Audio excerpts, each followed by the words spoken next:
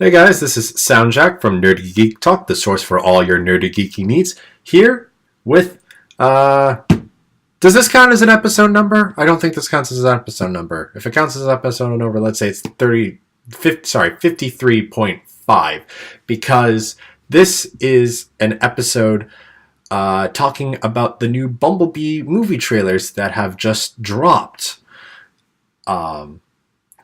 So yeah, we got a couple of trailers going on. We got the American one, and there's a couple of different foreign international ones that also have a bunch of different content. But before we get talking about that, I should say who else is joining me tonight, since unfortunately not everyone from Seal City Bots could be here. We have Miguel. How are you doing? Doing really well. I'm very hyped after watching these trailers, and ready to talk some thoughts and stuff about them, because these have me very optimistic. And I'm also hoping that we don't see too much more from them, because I want to be surprised with whatever surprises are left. Mm-hmm. And Jared, how are you doing? Jared. I may or may not have had what? You froze. We heard nothing. Oh. You should be used to that by now, but how are you doing? I'm doing good. Good to hear. So, let's just get started. Considering there are a few different trailers, I don't think we need to just go through them and talk about them. I think we can just start the discussion and just talk about whatever we think about. Who wants to start this off? Love it. I absolutely love these things. Love both the types of trailers that we got. I absolutely love these.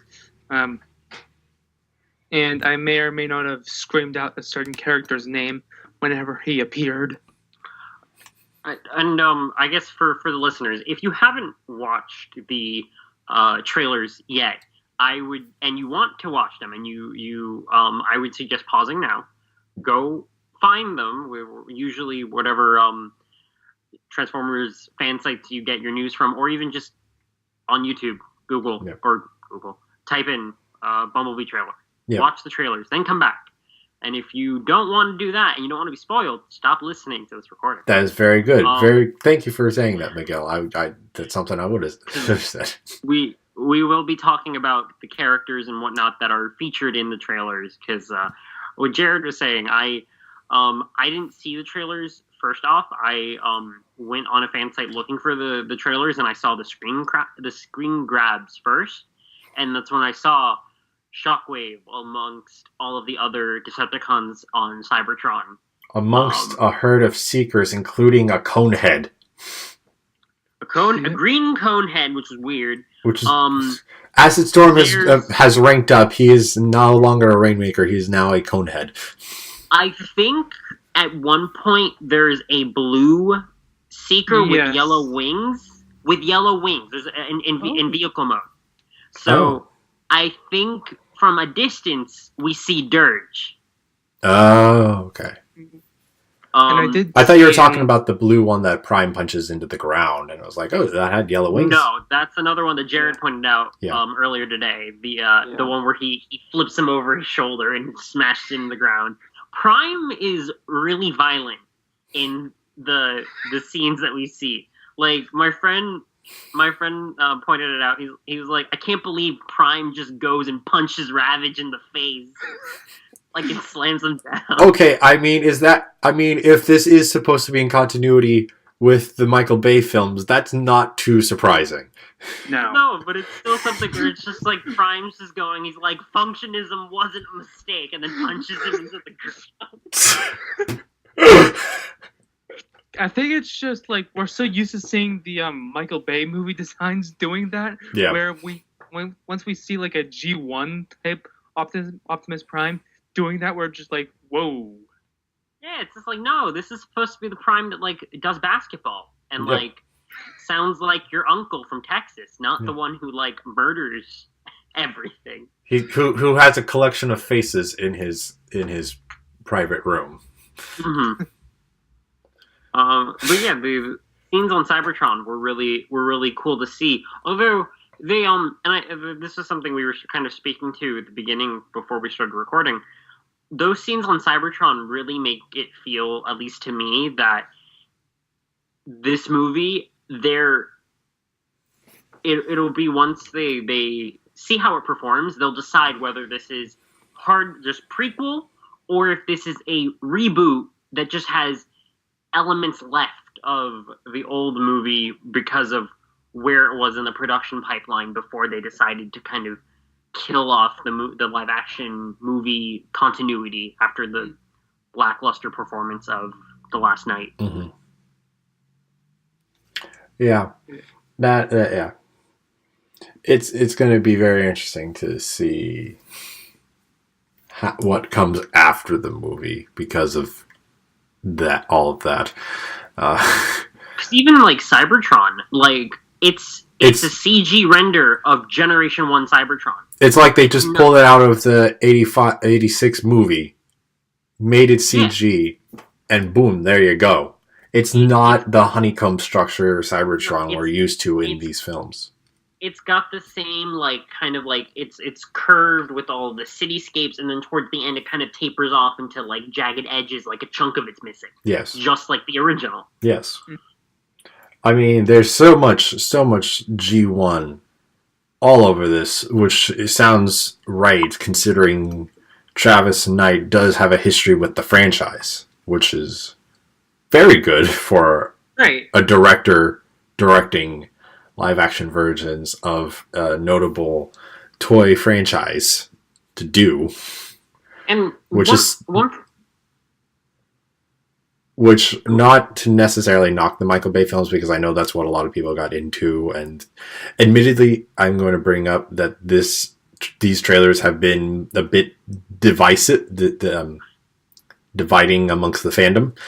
Right, I was just about to go into that. Is that I've seen kind of some people being like, oh, like finally they fixed it, like stupid Bayformers and stuff, and then there's been sort of a conversation emerging of people going like, hey, like, do understand that, like, some people, like, to them, like, their Generation 1 is the movies. Mm-hmm. So don't necessarily, like, completely, like, disregard them or knock them down or say, like, you're bad. You're a bad fan for liking them. Yeah. Or something to that effect. But, like, just like with Generation 1, I feel like a lot of Generation 1 fans either have accepted that, like, Generation 1 is goofy. Generation 1 is very goofy and silly at times, while also at times being pretty epic. Mm-hmm. Same with the movies. The movies, by all intents and purposes, when they get action right, they get action right. But otherwise, they're really all over the place. And, like, sometimes not the best movies, but if you have fun with them, that's, like, all that anyone really, like, that's the point, is to have fun. Yeah. Yes. Yeah, but I forget exactly how I was going to phrase what I was going to say next, but after bringing that, I'm just going to make the point I want to make. One thing I'm going to say, though, I love seeing slightly mixed feelings on seeing these designs. Like, initially I was like, holy crap, yes, these designs, holy crap, seeing these designs on the big screen, that's amazing. And then I'm like, but we have been seeing that a lot recently. And then I'm like, you know what? It's fine. That's just what we're doing now. You just got to accept that we're going to get a lot of G1-esque designs at this point. But I also want to make another point that while I think it definitely works for the Seekers we've seen, especially those Tetrager modes, those look lovely in the movie design. I don't necessarily think it works as well.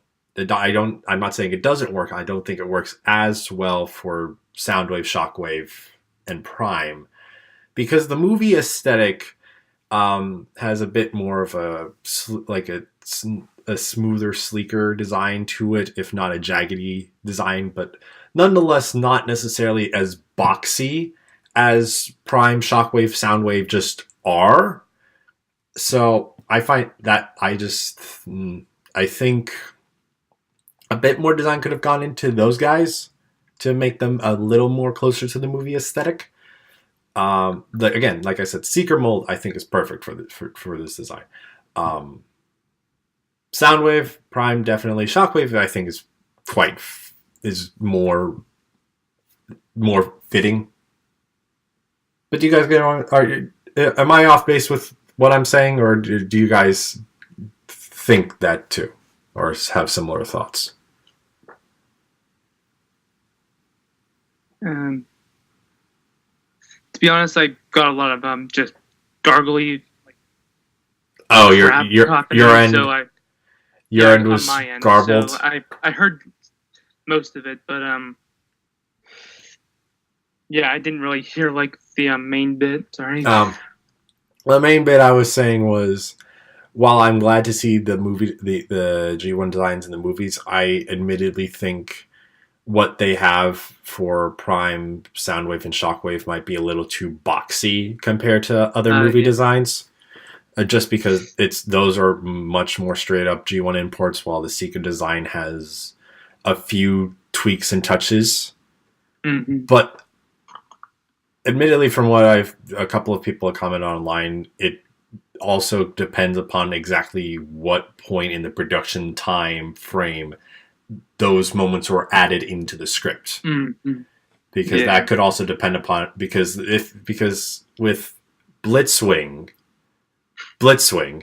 you know what I'm saying, would have been in the movie this entire time. So to make that modified for Cybertronian scene would not be necessarily as hard, because it's already been there for a while. And depending upon how much time they have to redesign G1 designs into movie designs, might not have been as easy. So, like, I'm okay with it. I just think that design cohesion is not perfect, is what I'm saying. Yeah, I agree a little bit. And it's just like, what I think, like, most people are, might be like they just look weird at some point. It's just like, we spent so much time complaining about the Michael Bay films and complaining about why they do not look like their original G1 selves. And now that we actually have that, people are like, that looks weird. Yeah. You're never going to appease everyone. Yeah. Or rather, anyone. Yeah. Like, someone just like, I hate the movie designs. I want G1 movie. I want the movie designs to be straight out of the G1 cartoon. Sees it right in front of their face. I hate it. I hate it. Yeah. That's the internet for you. That's everything, ladies and gentlemen. Yep. It's all fandoms. Yep.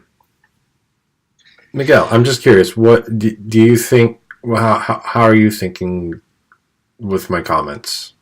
Yeah, the designs. Some of the Cybertronian designs are very hit or miss with me. I definitely feel that, like, Shockwave and Soundwave specifically, they kind of needed maybe a second pass in order to really nail the look in this aesthetic.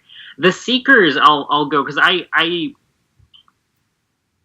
kind of in the camp of where I would prefer if the designs were kind of following where I feel Prime and Bumblebee are, where you clearly see, like, solid chunks of vehicle and everything, and, like, clear silhouettes and everything. Mm-hmm. The Seekers, I feel, are a bit too live and too like, the Seekers very much look like classic movie designs where they're very gangly.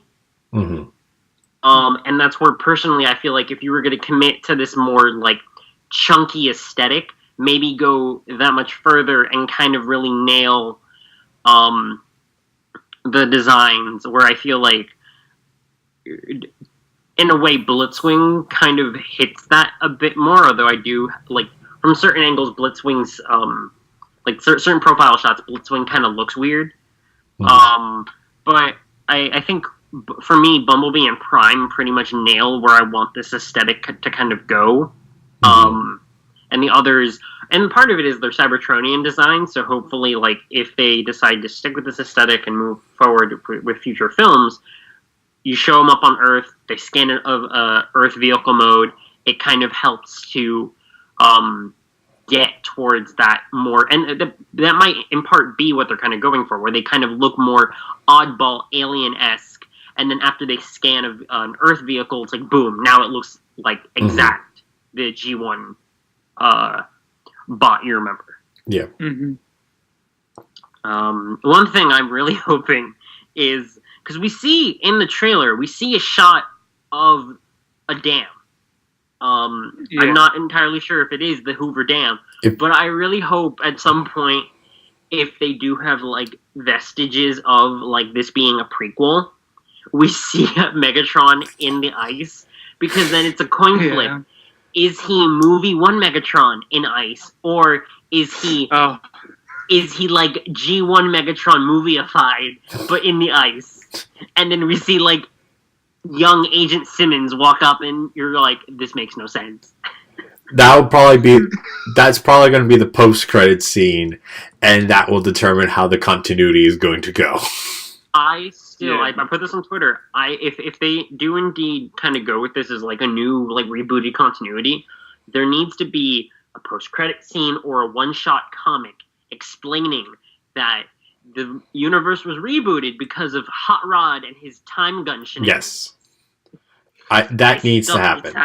Because at the very least, just to tie off the bow of the movie verse, because at the very least we know we're not getting that. And it's really unfortunate because the 5th movie finally tried to have a plot that expanded across multiple films. I mean, this is assuming that movie 6 was going to pick up with the sequel hook. There could have very well been a chance that movie 6 would have disregarded everything. Disregarded all of Unicron, all of that. Which would have been also amazing. That's fair. That's completely fair. With how disjointed the continuity of the movieverse has been. Yeah, just be like, just have like Marky Mark just sit there and like, hey, so whatever happened to that Unicron guy? That's our planet's core. And then Optimus just looks at him and just goes, Cade, I do not know. Oh boy. And then that ends the film. Dun dun. It opens with like a narrated opening of just saying it's like in the past 2 years we've taken care of Unicron. They just skip the entire thing. They just skip the entire thing, and then they're just like Megatron has become Galvatron again. Yeah. It's like what? And then it just like takes place like in the middle of whatever weird battle or something is happening. What else can we? The two sort of, I feel, breakouts of this, like the breakout characters in these trailers, Shatter and Dropkick. Mm-hmm. Yeah.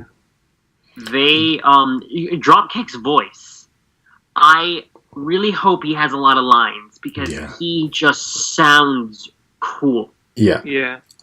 He sounds like an evil Decepticon. He's also got his mouth also glows green when he talks, as opposed to speaking. So he's like a Wheeljack-esque talking.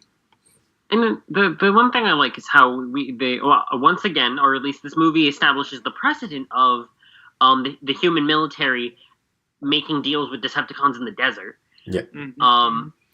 If you're going to meet with giant alien robots, why meet them anywhere besides the middle of a massive, expansive desert where you're trying to keep them secret? Well, see, it's like this is where the established protocol happens. So then, when it happens in the last night, they're like, no, standard protocol since the 80s has been we meet them in the desert. But they're being deceptive. They actually have a plan and everything, and they're it's more than just them being like snarling monsters. They're actually characters. And the one thing, because like in the trailer they show that Dropkick and Shatter are, for whatever reason, they're looking for Bumblebee, and they're playing him up to be this like fugitive. And in a lot of their toy bios and everything, they're described as like they have some sort of vendetta against Bumblebee. Mm-hmm. And this was something I heard before that I thought would be funny, is if rather than that it being like their mission or whatever, like their mission was to go like get Bumblebee or whatever, mm-hmm. they just have like some personal grudge against Bumblebee, so they've gone off like rogue, and they just happen to be on the planet that has like the Allspark or Megatron or whatever. Yeah, that'd be grand. But you know what else was grand? The shot, as Chris Ho on Twitter put it, of them coming in their aerial modes, transforming to their vehicle modes for like 5 feet, and then transforming into the robot modes. That was a beautiful shot, and you knew exactly what was going on. Yeah. Right, and that's a lot of the shots in this film. Like I was saying, I told I was speaking to a friend earlier, and I was like, "Yeah, this movie's great. Like they actually have a director." Yeah, you know, those 5 films, they never had a director. That's why they sucked. No, they didn't. Like even like the shot. There's if you look at the scenes where Bumblebee is interacting with Charlie, is that her name? Yes. Yeah. When he's interacting with Charlie, the way the scenes are framed. He's larger than her, but he never looks imposing. He always looks very like warm and inviting, mm-hmm. and like approachable. But then there's the scene where he confronts Agent Burns, John Cena's character, yeah, where it's shot from like kind of looking from the ground up, and Bumblebee looks like this hulking like monster that's about to like deck him. It's just the fact that they're playing with like the way the shots are framed to kind of convey the emotion, and even in the designs, this was something that there's an article with Empire magazine where Travis Knight goes into that a little bit about how like from his animation background and character designs, you really have to convey the sort of how the the personality of the character through their silhouette. So Bumblebee's very round, very small, so he's very like inviting, warm, or whatever. The Decepticons have those muscle car like silhouettes, so they're very like sleek and cool and kind of like robust, but they also have like the military machinery for the aerial vehicle modes. So there's just a lot of like smart visual design and like just usage of the medium that I really like. From a filmmaking perspective, it's very fresh, considering the fact that the previous movies have all been like gangly metal and all the robots are imposing at every time, even if they're just hanging out with you, they are going to murder you. The fair, you are completely accurate in that assessment. But yeah, I still love I love those designs. Yeah. But they still feel very much like movie versus aesthetic to me. Mm-hmm. But it might be more so for the case because Shatter and Dropkick fit in well with the movie versus aesthetic, because their bodies do have to be a bit busy to accommodate both of their alternate mode kibbles. But it's not overbearing to any degree. Like you can just like, oh, there's the jet parts, oh, there's the car parts, okay, that's how it is. It's like there's stuff obviously, but like it's not crazy. Like Bumblebee ends up being relatively simplistic, but he's turning into a Volkswagen Beetle. How do you make that complex per se? Unless you go overboard with it. But it looks really good, and it's really nice. Yeah. It's really lovely. And for the international trailer, there is actually a scene where you can see one of the like someone in their like comet or their meteor form crashing down into like a semi truck or something. Yeah, that was interesting. Yeah. Excuse me. Bless you. Thank you. I was wondering about that. Who that is? It made you sneeze. Yeah, I was wondering if that is. I mean, that's clearly going to like be a reference to the meteor forms from the first two films. But there's. I don't think it's in the main one international trailer, but there was definitely one where you saw the pod leaving Cybertron. Yeah. It did not look. It was definitely not as jagged as the movie ones looked. The first movies looked. So I'm wondering if it is like the proto form of a transformer, or if it's an escape pod that a transformer is in. That's what I'm curious about. Yeah, maybe because I have it like frozen on my like a separate tab, and my computer has touchscreen, so I can actually zoom in. Nice. And yeah, it's literally just. It looks like just from like the first movie with the meteors. It does not look like the like super boxy type escape pod that we saw leaving Cybertron. Yeah. But you did bring up the question before. Who could that be? Yeah, who is this crashing down on Earth? My guess is it's Barricade. That's what I was going to say. Because other trailers, one trailer has shown Bumblebee in a half-transformed mode to keep his human passengers on board, jumping on a police cruiser that does very much closely match the Barricade toy that we know we are getting in the Bumblebee toy line, and of course, Jess Charnel, Barricade's voice actor, was confirmed to be voicing Barricade. So, if that's not Barricade, it's Octane. Yeah, and I may or may not have posted a still shot of that scene on Twitter saying what was it? Oh yeah, they say B like gained an extra 2 tons for that scene alone. Yeah, that is interesting. I can't wait to see how that scene plays out in the end. I also just can't wait to see how Barricade looks in robot mode, because that's going to be really interesting.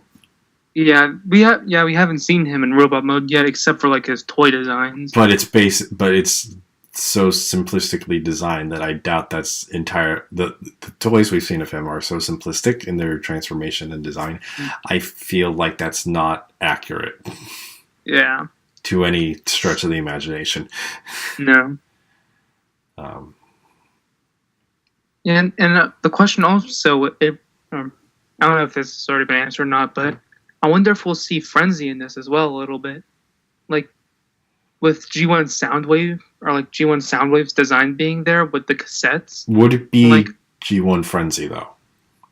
Yeah, I do not know. Maybe what happens is, like, Barricade gets sent to Earth, and Soundwave sends Frenzy to tag along with him. Also, would it be which colors? Silver. That if Frenzy appears, oh my god! Yeah, there's gonna be a conniption fit. Yeah, there is some part of the fandom. Just make him a mix of all three. No, wait. He would be blue because the toy version is blue. Oh yeah. Darn it! But maybe that means we'll get Hal back in the film. Ooh.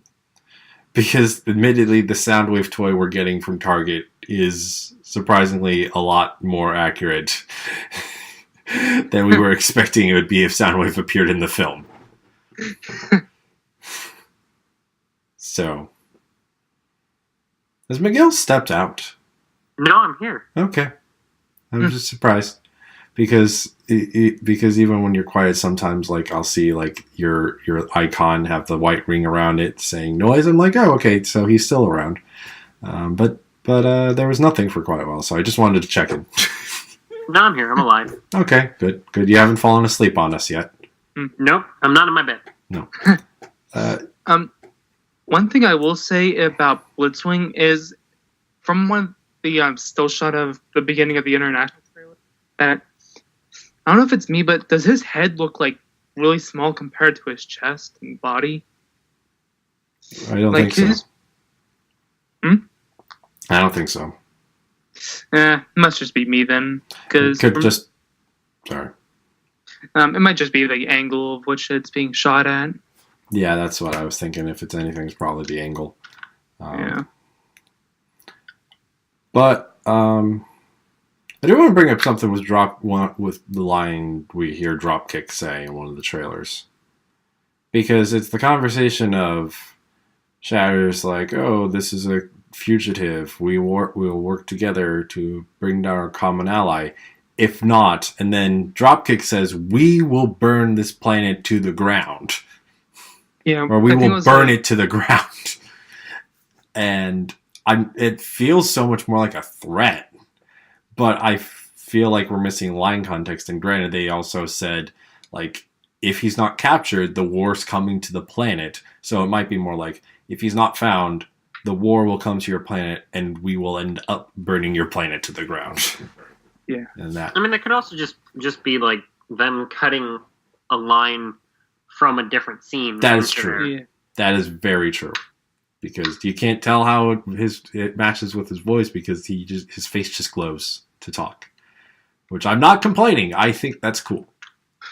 Yeah, they might have even lip synced what Dropkick was saying at first with this man is a fugitive, because like I was trying to read the lips and it doesn't look like the character is saying what we're actually hearing a little bit.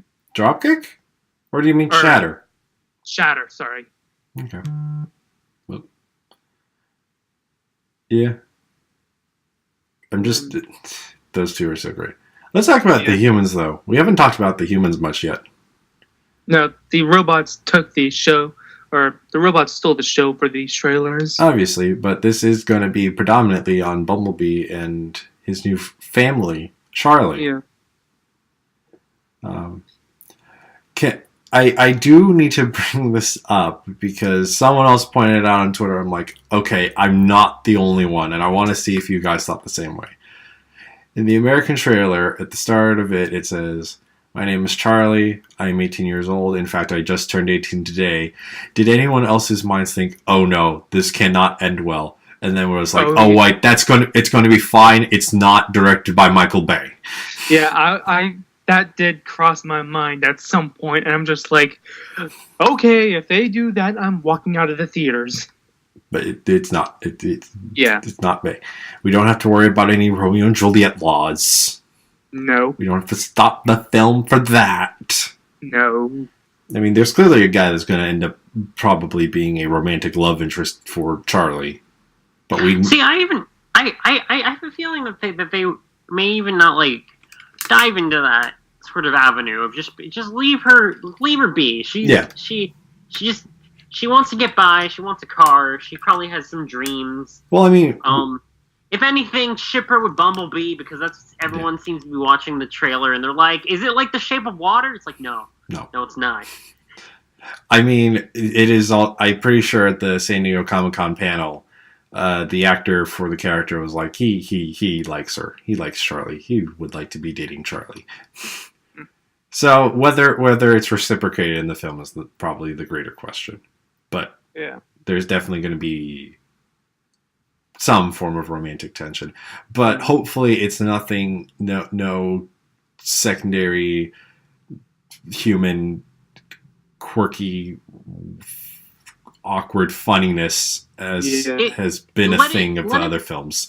Let it be like a nice peck or something, not like when Michaela's checking Bumblebee's engine. Mm-hmm.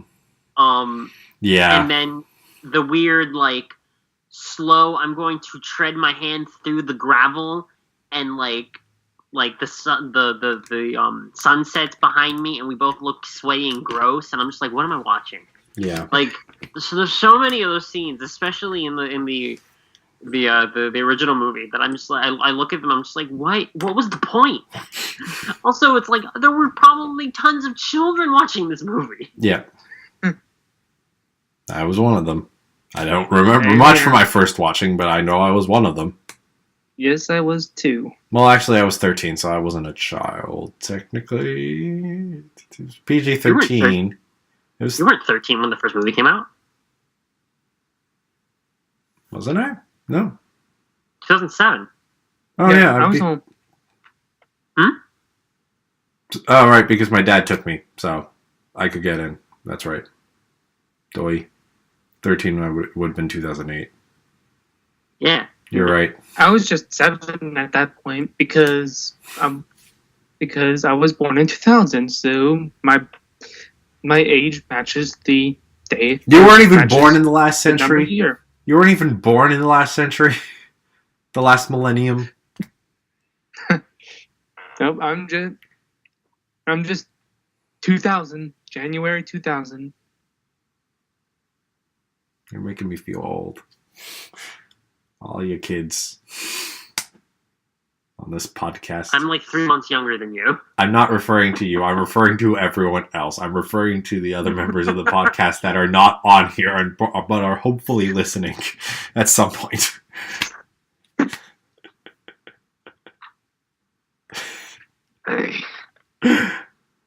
Anywho, what were we talking about? Humans.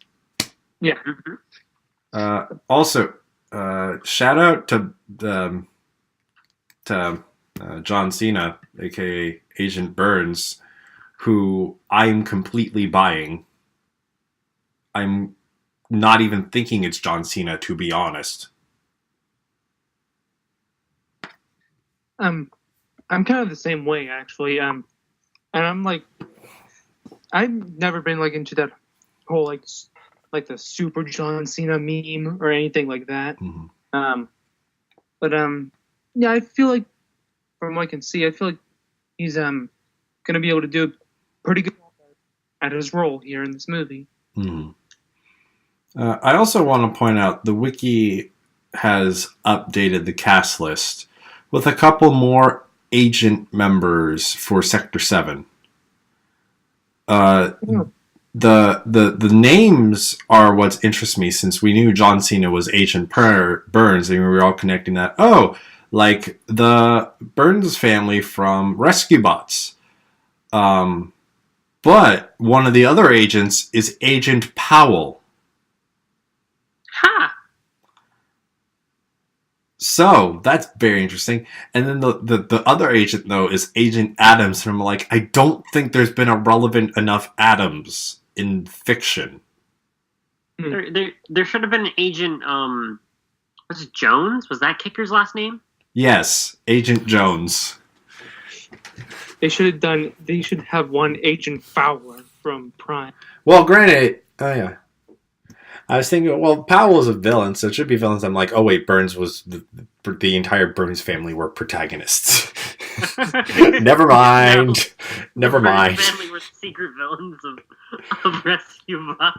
They are, in fact, the ultimate villains, and not Dr. Morocco's. In fact, the Burnses all along, and then the series finale intended to be the Burns family turning on the Rescue Bots. How amazing would it be if like the movies like it's like imagine if like this movie went like full G1 and like Dr. Arkeville shows up. I mean, if he's if he's a notable scientist, or at least a name drop scientist when they bring Bumblebee in or something. I want him to be like a world famous scientist, but they make they pay no mind to the fact he's also like a cyborg. Yeah. Like just like accept like he's got some metal bits. No. Oh no, it can't be Arkeville if it's a world-renowned scientist referencing G1. Of course, it could only be Dr. Fujiyama, the famous scientist, for that role. I don't think I've seen that episode. The Nightbird episode? No, I don't think I have. What? That would work though, because like Shatter is apparently based off, or at least some of her design cues are based off of Nightbirds. Yeah, that's true. Dr. Fujiyama, the famous scientist. That's how the wiki lists it, and I just find that hilarious. Because that's how he addresses himself. Dr. Fujiyama, the famous scientist. Anywho. Another thing definitely requiring discussion. Optimus Prime's voice. Yeah. I have my theory on what's happening, but I'll let other people go first before I share. What are you thinking? What are you thinking here? About the whole different voice actor thing? Yeah. My guess is at first, it was Peter Cullen and who was the other one? John Bailey. John Bailey. Epic voice guy.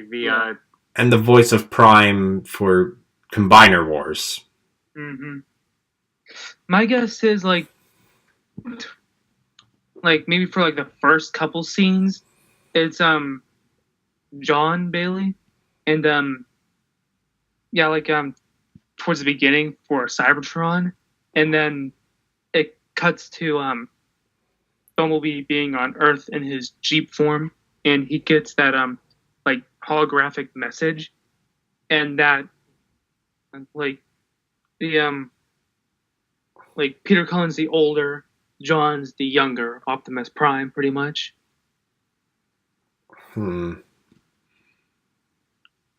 That's pretty much what my theory pretty much is for that whole situation. Yeah. It's just really, no matter what it is, until I see it, I'm just going to think it's really strange. I'm not going to say what Miguel said because I feel like that's what he wants to say. Because I think you brought up the point of Miguel, go ahead, do what you said, because I think what I'm mainly thinking of how it's going to work is what you mentioned in the group text. All right, so because watching, and you have to watch the two, the trailer that was released for the US and then the international trailer, which there is a version out there that is in English. And between the two of them, what it seems like is that the voiceovers for when Prime is on Cybertron, sort of like him in person, it's Peter Cullen. The first time that we hear sort of the mixing of both John Bailey and Peter Cullen's voice is when the hologram that Bumblebee's carrying bursts open and it seems corrupted. Mm-hmm. And when it's more corrupted, it sounds like John Bailey, and when it's a bit more solid and clear, that's when it switches to Cullen's voice. Mm-hmm. So, for me personally, part of what I'm thinking is it might just be that for whatever reason they decided to get two voice actors, maybe as a nod to different people who have portrayed Prime before. Mm-hmm. Maybe it was they couldn't get Cullen for all of the lines, so they were like, all right, for these corrupted lines, rather than mix, we can't get him to record lines and then mix them, let's just get someone else to record them, and then we'll mix the two together to kind of show, the hologram's corrupt. Mm-hmm. Yeah, because that's the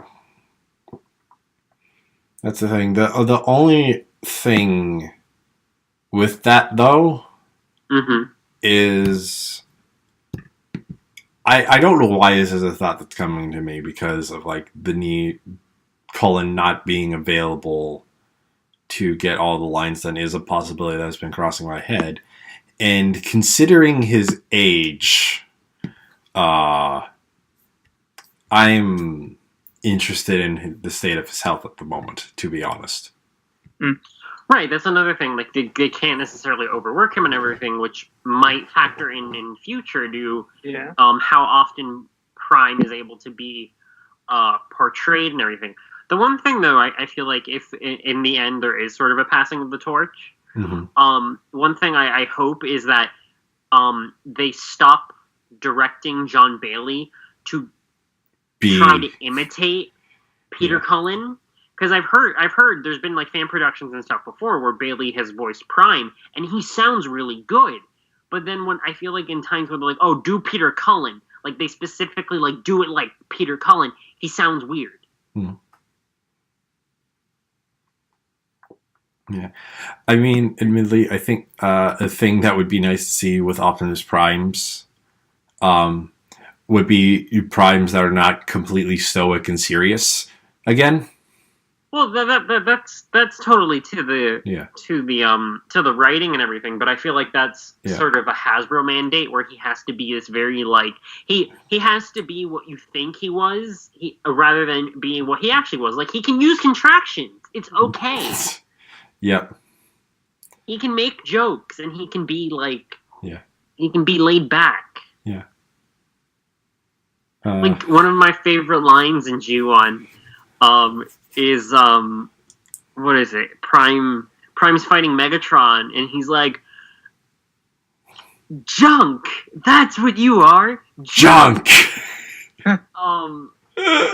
Like you belong in the scrap heap, or like I'm gonna send you back to the scrap heap, like something like that. And it's like, no, modern day Prime would never say that. Amazing, a booby trap that catches boobies. So stuff like that. Am I drooling correctly? I don't what? From the basketball episode. Oh, dribbling. Yeah, because he thought it was drooling was the term.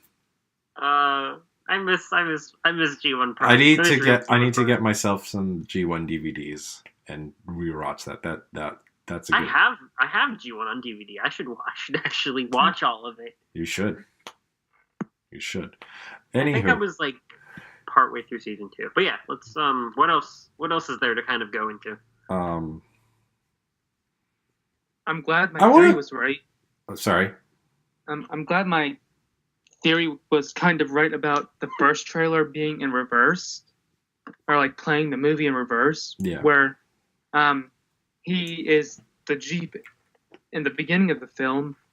He obviously gets beat up by Blitzwing, and he scans the Volkswagen, goes into hiding, and then Charlie finds him. Yeah. But going off of that a little bit, I think even though these films tend to be more action, I think I'm going to enjoy the cutesy moments with Bumblebee and Charlie. Mm-hmm.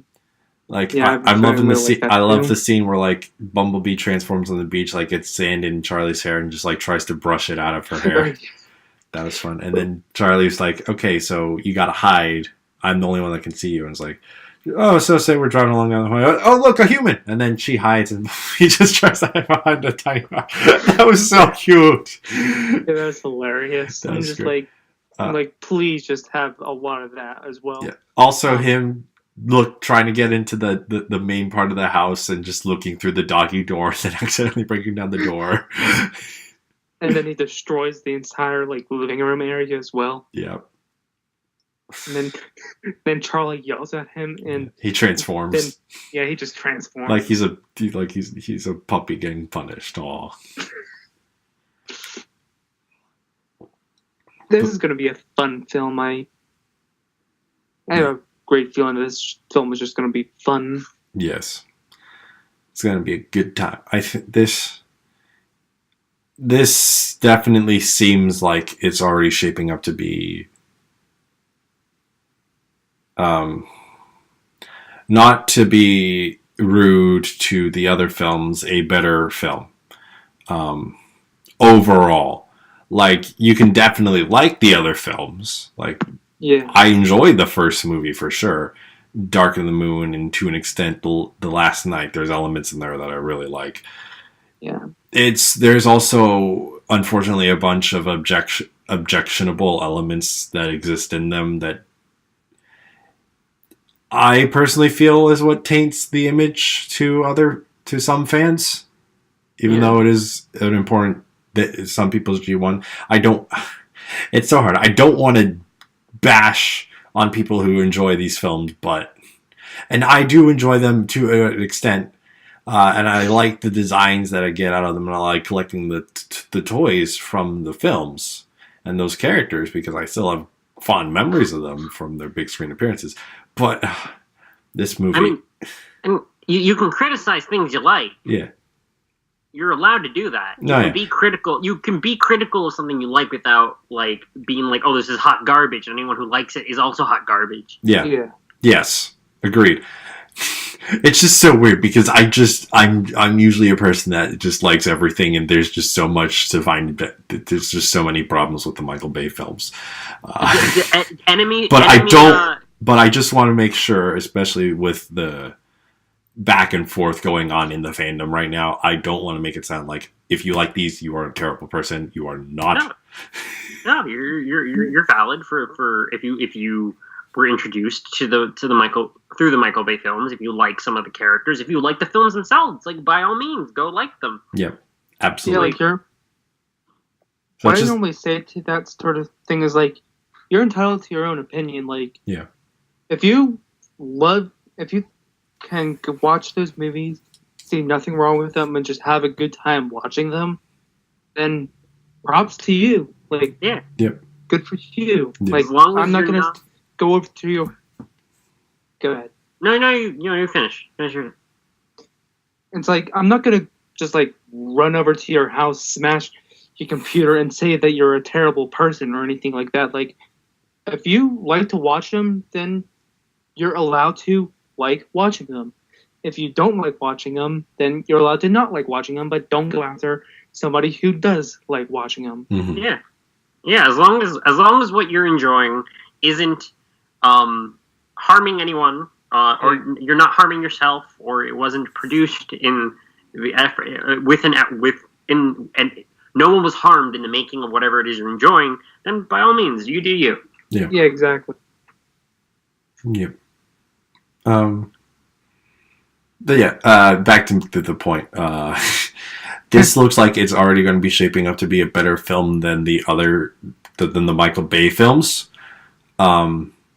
Though certainly the question is if it's going to be devoid of the context of it being connected to the other Michael Bay films. Maybe. If it is itself going to be a good film. I think it's going to be. I'm ready for this film. I think this overall is going to be a great film, an enjoyable film. But that still remains to be seen. My main sort of fear is more the fact that part of what we were seeing with both, I think, The Last Night and Age of Extinction is sort of live action movie fatigue from like the general populace, like general audiences. Seem to be getting tired of Transformers films. Yeah. So while at some point this film looks very, very different and has a different look and feel, I worry even with the fact that this movie has half the budget or it's reported to have half the budget of the original live action film. Mm-hmm. It's something where that part of it, the financials and everything, are going to be where you really have to look at. But yeah, I'm excited. I'm ready for the movie to drop. That week's going to be good because Spider-Man Into the Spider-Verse also comes out that week, so that's going to be a good week for movies. Oh yeah. But there's not going to be strong competition for the Bumblebee film, though. I mean, beyond that, and Aquaman is supposed to be that month. I guess the only other film I can think of note that's coming out that month is Mary Poppins Returns, and that's quite a tonally different film. Spider-Man's gonna kick all of their butts. Yeah. Oh, heck yeah.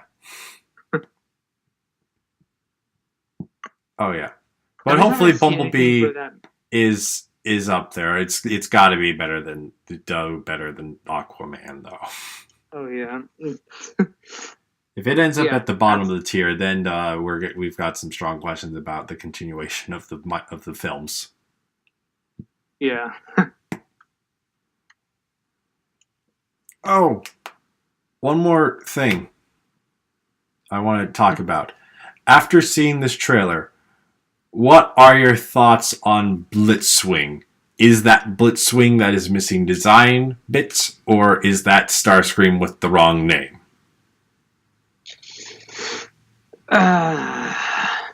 I'd be inclined to say that it was still part of their misinformation campaign if we didn't see Seekers that kind of look more like Seekers on Cybertron. Yeah. Like, so seeing this trailer, you're saying you're more convinced that that's Blitzwing.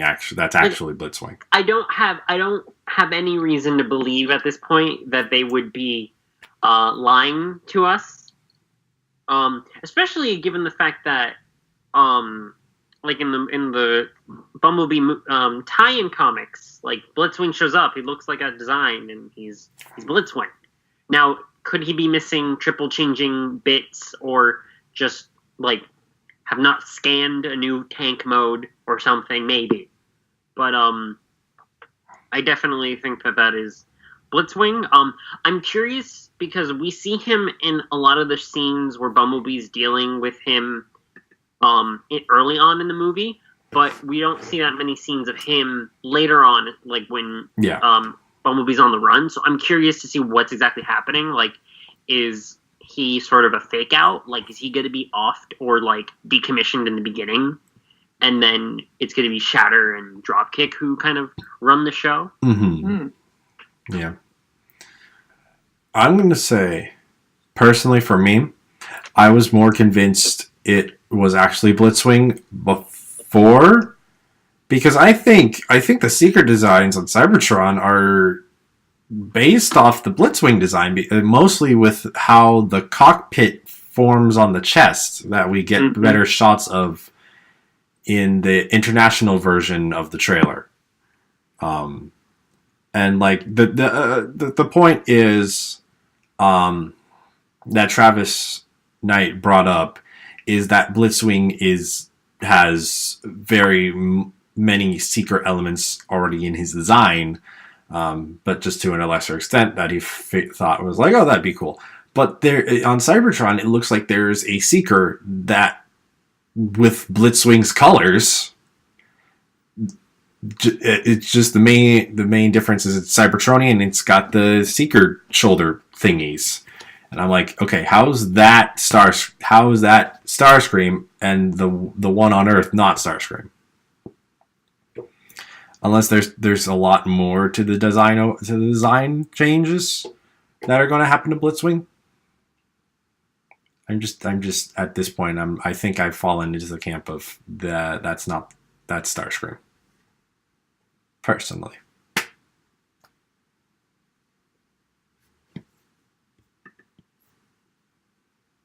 Jared, you're trying to talk, and your lips are moving, but you're not making any sounds. God dang it. You had yourself muted? What? Did you have yourself muted? No, I actually didn't have myself muted. Oh, so your computer, your Skype was just bad to you. Okay. Yeah. What I was saying was, like, whenever I go to watch the movie, like, I'm going to have a tough time seeing that as Blitzwing and not seeing that as Starscream. Unless they do some heavy design changes. Or even just some color changes to him, to be honest. Because, like, if they change, like, the red on him to, like, at least, like, a dark red, at least, then I'll be able to be like, yeah, I can see that not being Starscream because that's not his like real colors, but that red with the white, like that is legit just Starscream colors. Yeah, I mean, and the head sculpt doesn't help as well. Yeah, I mean the Cybertronian Seeker head is much more G1 Seekery, but if we're also going on this but it's still it could. Because also, I think it was TFW made in their posting of the video made a note that there's differences in Blitzwing's head design in the trailer we saw, the new trailer as opposed to the first trailer we saw, which is interesting. And if that's because different people were re-editing it for that, or there was an inconsistency in the animation. I don't know. But, Miguel.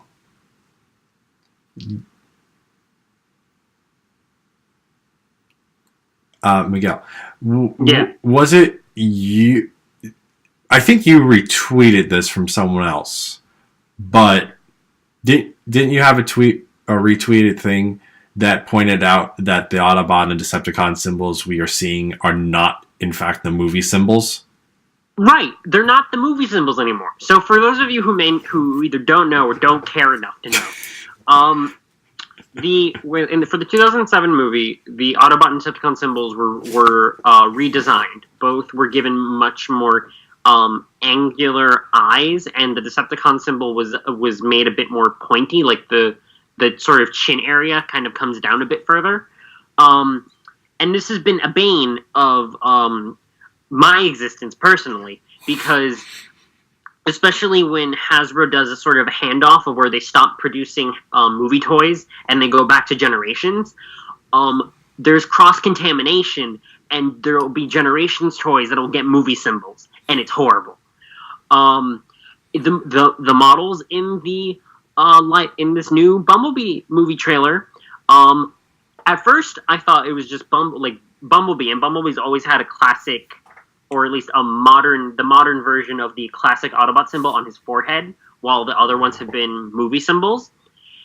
Everyone so far, every CG model has modern G1 symbols.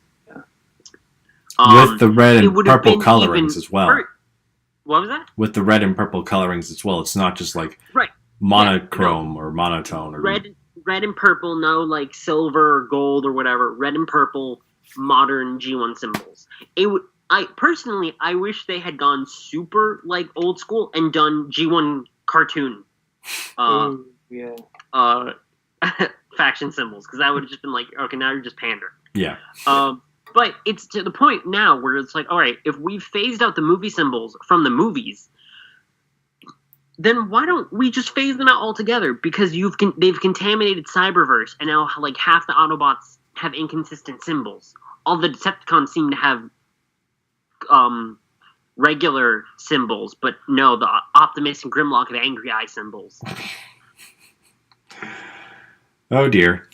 And so does Windblade. Windblade has it on her back. That was the first thing I noticed in episode 1. I'm like, wait, Windblade has the wrong faction symbol on her back. And then it was just like, oh wait, no, everyone has the wrong one except Bumblebee. Though his also loses his forehead crest, the white center of his forehead crest.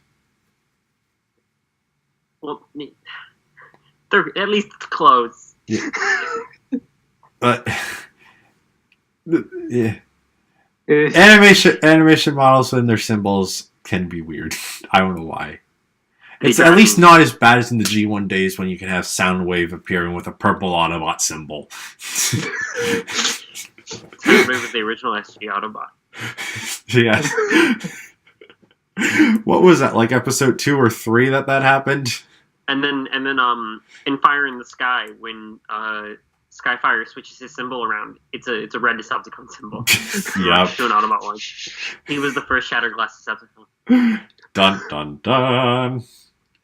Or the very first punch counter punch. Like, hey, I'm an Autobot, or hey, I'm a Decepticon. Not really. He was the first factions changer. Faction switcher. Ever. I still would like to see that in Movieverse a little bit, where like you can like the Autobot symbol changes to a Decepticon or reverse. Yeah. Just the scene transition. No, like a good guy turns bad or a bad guy turns good. Okay. It would still be hilarious to me if in the Bumblebee movie there's an Autobot Decepticon symbol scene transition. Yeah. I would just burst out laughing at that point, to be honest. No, I'm telling you, it's gonna be the scene transitions, but it's a remixed version of John Cena's theme. I think the one that said that first. So just John Cena's theme with an 80s synth filter. Yeah, it's just like. Admittedly, it's not that different from the 80s scene transition song. It'll be, this is what it'll be. It'll be like the classic scene transition when it's Autobot Decepticon, but whenever they switch to Agent Burns, that's what it's Sector 7 symbol, but then it's slightly tweaked to sound like the John Cena theme. Oh, goodness. And it has a green outline on it. Oh, yeah, exactly. Goodness. No, the Sector 7 symbol is green. Do.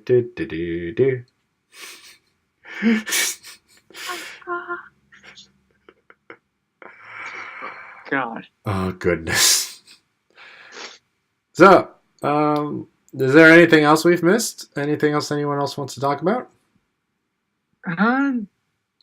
Think of. I think I'm good. I believe we've hit all the nails on the head. Yeah.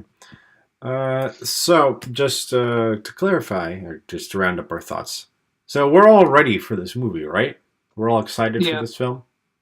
I'm seeing it day one. Like, since it's coming out on Christmas, it says it's coming out on Christmas Day or something.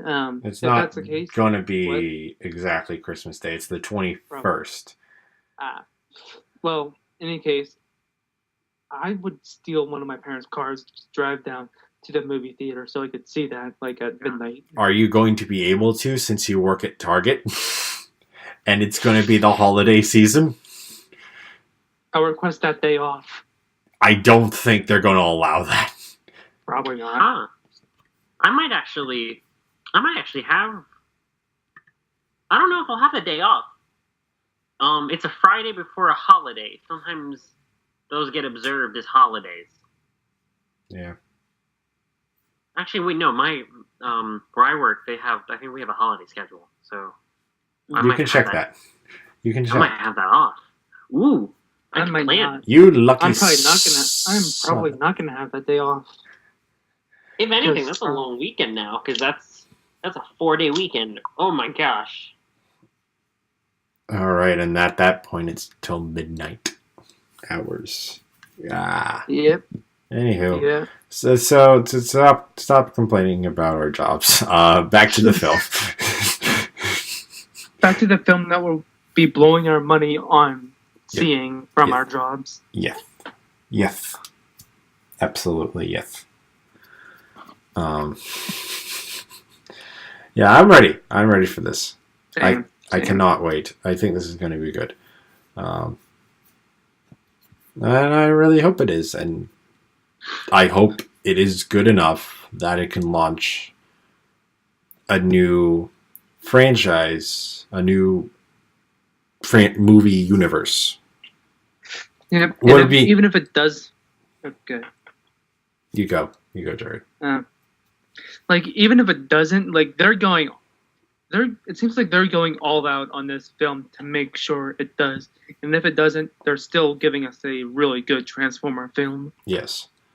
The thing that would be ideal is I think Miguel mentioned about there being a stigma against the films at this point, or lack of interest, or just the draining of it.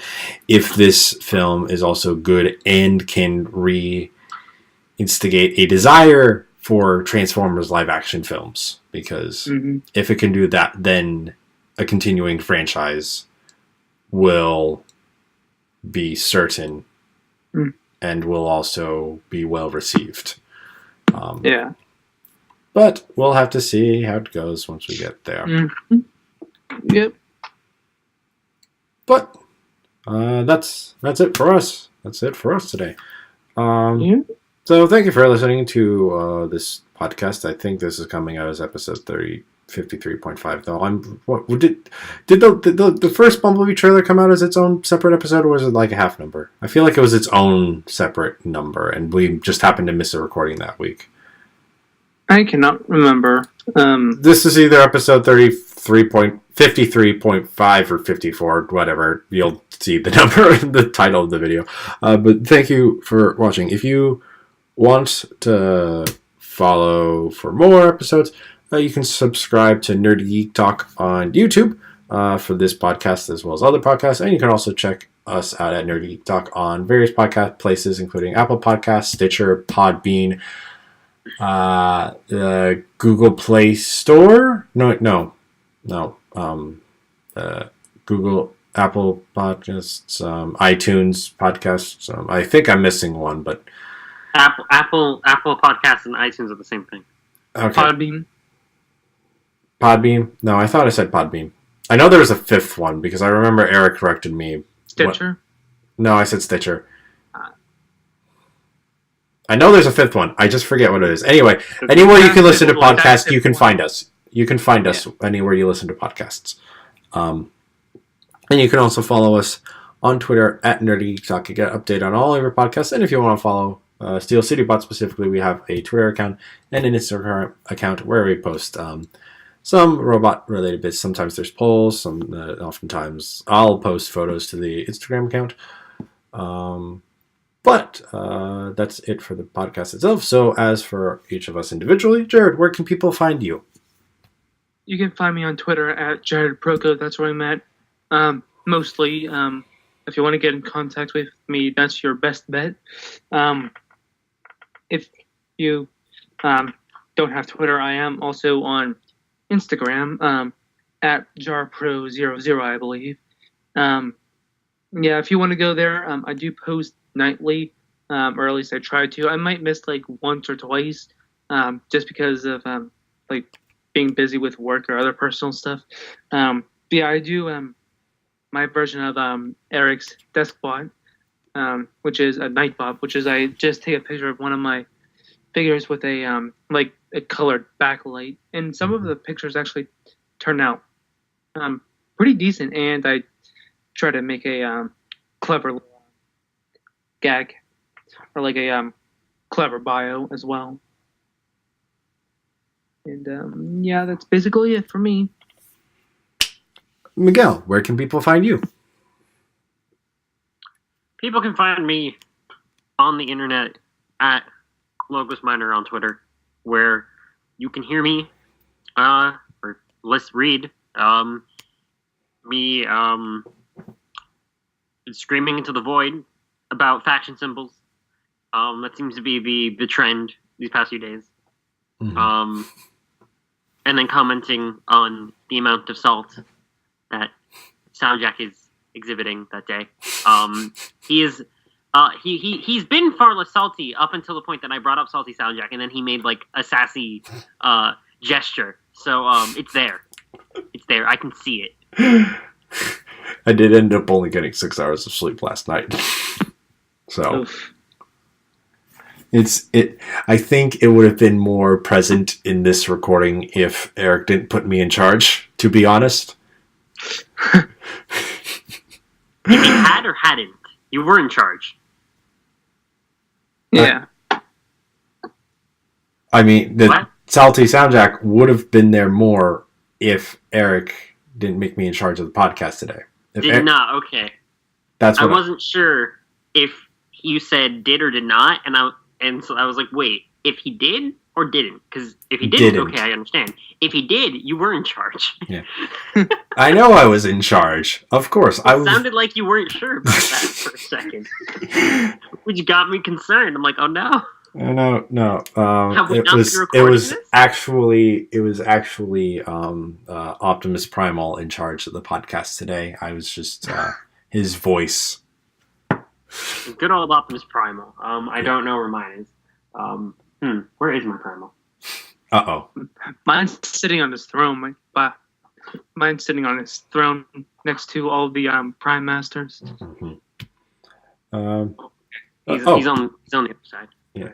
But anywho, if you want to follow me, the Salty SoundJack, you can follow me on Twitter, Instagram, and YouTube at SoundJack426. YouTube, I have Transformers toy reviews as well as my own podcast called SoundJack's Rambles about different nerdy things. This week is going to be about Christopher Robin, so the new film. Instagram, I post photos of my toys, and Twitter is where I hang out, so come on by and say hi. And that's it for all of us, so thanks for tuning in, guys. Bye. Bye-bye.